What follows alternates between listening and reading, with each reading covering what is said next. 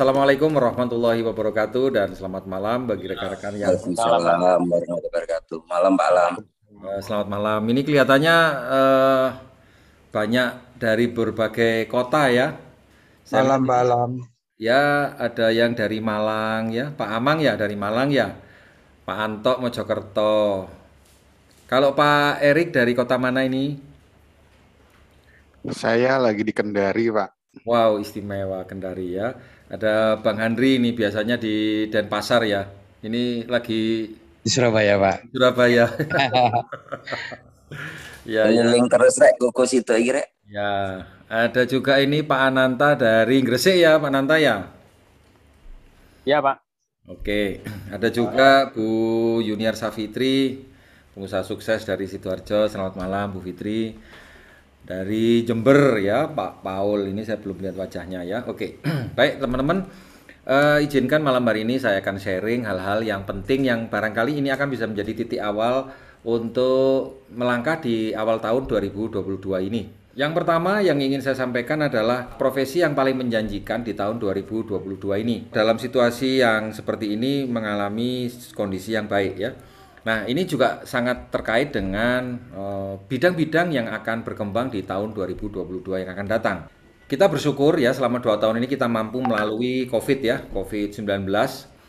Indonesia kondisinya semakin membaik, tetapi tidak semua negara mengalami situasi seperti itu.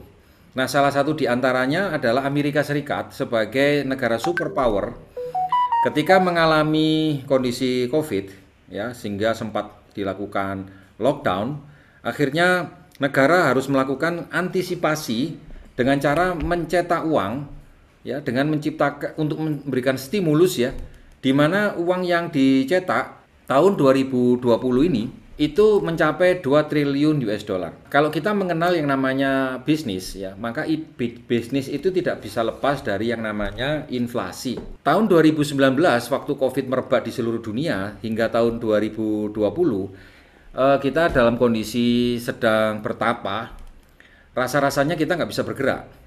Nah, tetapi memasuki tahun 2021 kemarin, rupanya ekonomi tidak langsung terkerek dengan bagus, meskipun kondisi sudah terjadi banyak pelonggaran, tetapi faktanya ekonomi masih mengalami lesu, situasi yang lesu, meskipun orang-orang sudah pada bergerak. Ya banyak sekali perusahaan-perusahaan raksasa yang akhirnya tumbang juga karena kena COVID.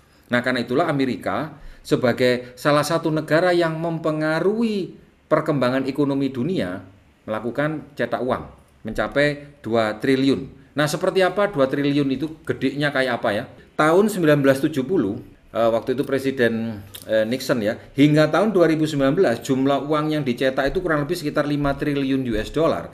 Dan tahun 2020 hanya selisih 1 tahun saja uang yang dikeluarkan oleh pemerintah Amerika untuk memberikan sebuah solusi buat masyarakatnya yang mengalami jobless ya. Jadi banyak orang yang membangkrutkan dirinya supaya dapat duit murah ya. Itu dalam 1 tahun saja mencapai 40% dari total uang yang pernah dicetak oleh Amerika Serikat mulai tahun 70 sampai 2019. Nah, sekarang apa dampaknya? Dampaknya adalah ini berbicara mengenai supply and demand ya. Jadi ketika terjadi kondisi jobless yang tinggi, orang-orang pada pura-pura bangkrut sehingga mereka dapat uang murah dikasih cek oleh pemerintah Amerika, maka uang yang beredar itu menjadi banyak sekali. Ketika uang beredar itu banyak sekali, maka nilai barang akan mengalami penurunan. Ya, ini kalau di dalam hitungan teori ekonomi seperti itu. Ya, mengalami satu penurunan. Nah, dampaknya apa? Harga barang menjadi mahal. Saat ini malah banyak sekali harga-harga mulai naik ya, harganya mahal sekali. Nah, ini yang kita kenal dengan inflasi. Nah, tapi kalau tahun 70 ya, kita pernah mengenal hiperinflasi.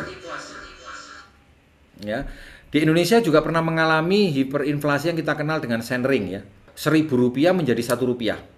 Nah, ini awalnya adalah ketika Presiden Nixon merubah sistem uang sebagai underlying ya untuk pengunci setiap $1 yang diciptakan, $1 yang dicetak itu setara dengan 1 gram emas kira-kira begitu ya.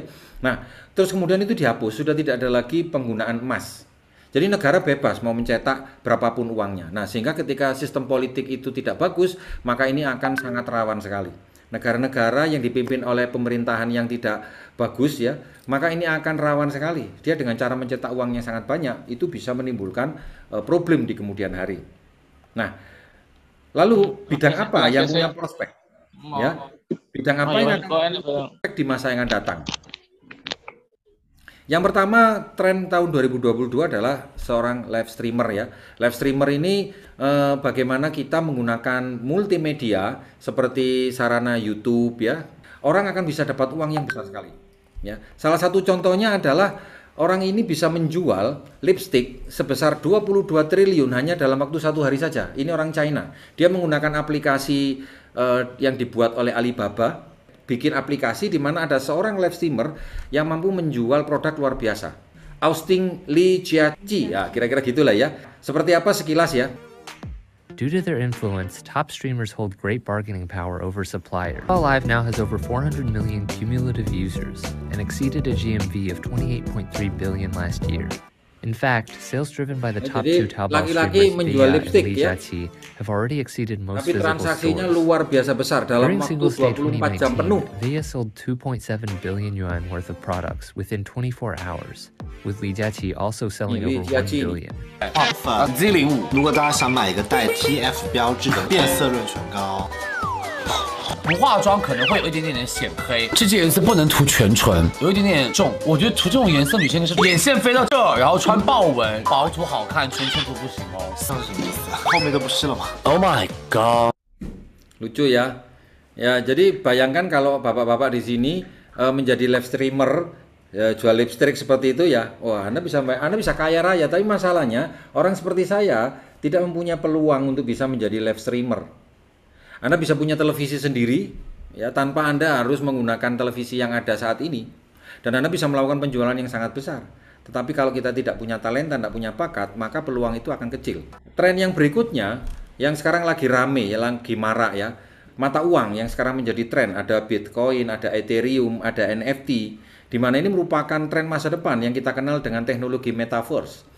Teknologi metaverse ini akan menghancurkan, mendisruption industri marketplace yang kita kenal dengan ada Tokopedia, Lazada, kemudian Shopee. Ini akan punah ketika muncul metaverse. Kalau kita membeli produk di Tokopedia itu kita hanya melihat gambar.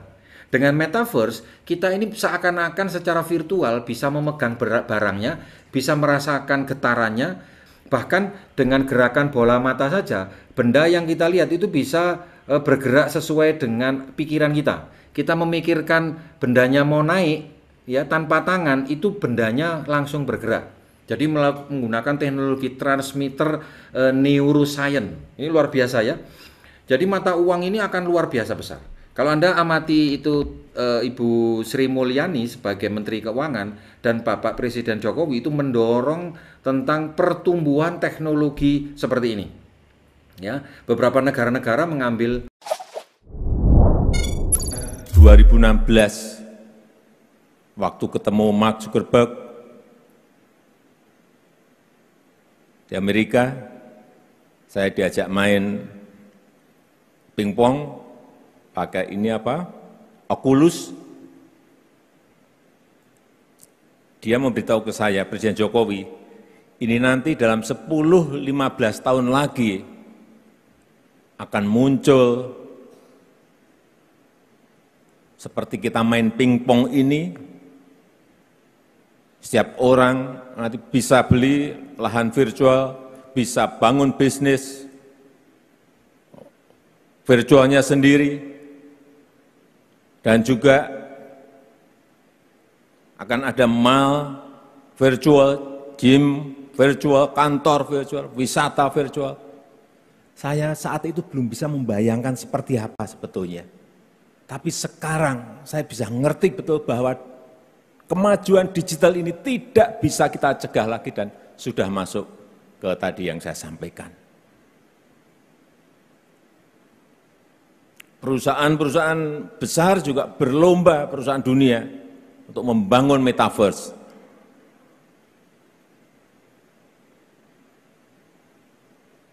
Facebook yang sudah berubah jadi Meta, Epic Games, Roblox, Microsoft, semuanya masuk ke sana semuanya.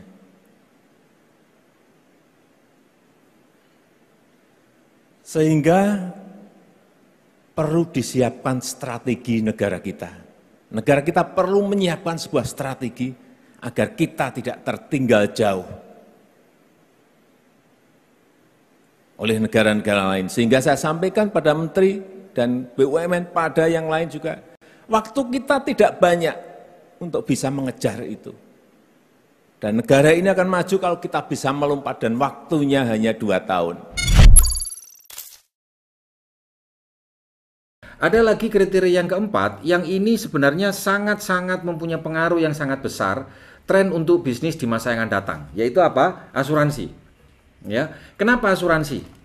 Menurut data WHO, ya, dari dampak COVID kemarin, di seluruh belahan dunia itu tidak ada satupun wilayah yang terbebas dari COVID, hingga sampai kutub utara pun dan kutub selatan yang tidak ada penduduknya di kutub selatan itu ada virus COVID di sana.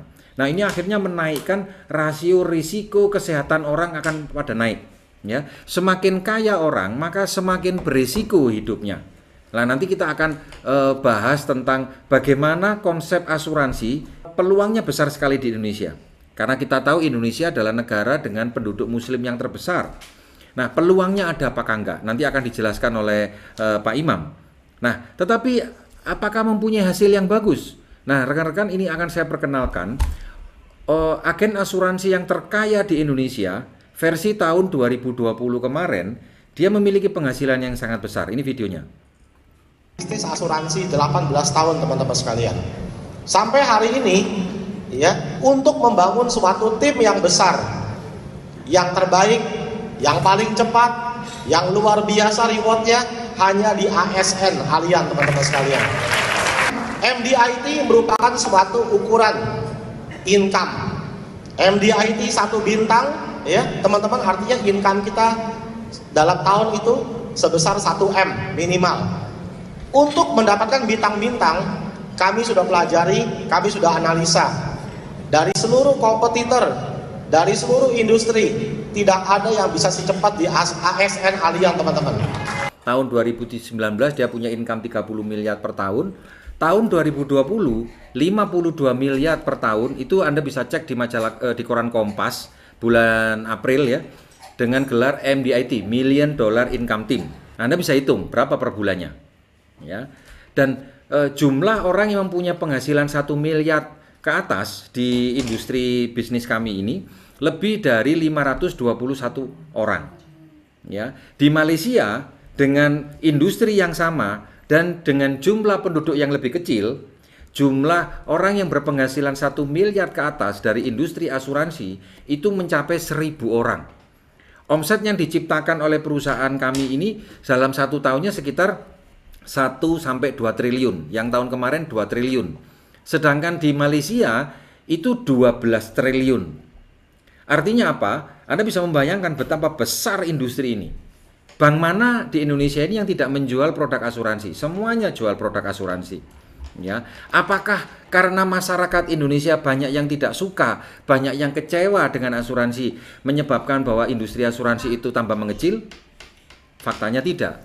Tidak ada satupun bank langganan Anda yang tidak menjual produk asuransi.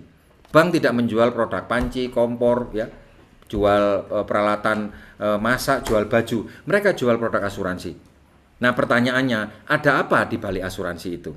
Mengapa asuransi merupakan suatu jawaban menjadi tren bisnis tahun 2022 semakin ke depan itu semakin dahsyat, ya. Bahkan jumlah agen asuransi yang ada di Jepang itu jumlahnya lebih besar daripada jumlah agen asuransi yang ada di Indonesia. Kita tahu penduduknya Jepang kecil sekali, ya. Jumlah agen asuransi di Jepang itu lebih dari 2 juta agen asuransi. Di Indonesia baru sekitar 500.000, ya. Sehingga profesi sebagai agen asuransi di seluruh dunia menempati rating yang ketiga setelah seorang artis dan pengacara kelas kakap, ya. Nah, karena itulah rekan-rekan semua, di sesi yang kedua ini kami akan memperkenalkan kepada Anda sebuah peluang bisnis tentang asuransi yang layak untuk kita kaji. Apakah Anda suka ataukah tidak Anda suka? Silakan nanti Anda pelajari setelah sesi ini. Nah, soal suka atau tidak suka itu terserah kembali kepada diri kita masing-masing. Yang terpenting adalah apakah peluangnya masuk akal untuk Anda kerjakan? Apakah manfaatnya benar-benar bisa memberikan solusi buat masyarakat? Dan yang ketiga, apakah produk ini bisa mempunyai nilai keadilan, transparansi, dan sesuai dengan hukum yang ditetapkan oleh agama ataukah tidak? Karena kalau rezeki itu sudah hasilnya bagus, kemudian bermanfaat, keuntungannya besar, dan sudah sesuai dengan syariat, saya rasa semua ini akan kembali lagi kepada diri kita masing-masing. Apakah kita akan ambil ataukah cuma sekedar window shopping aja.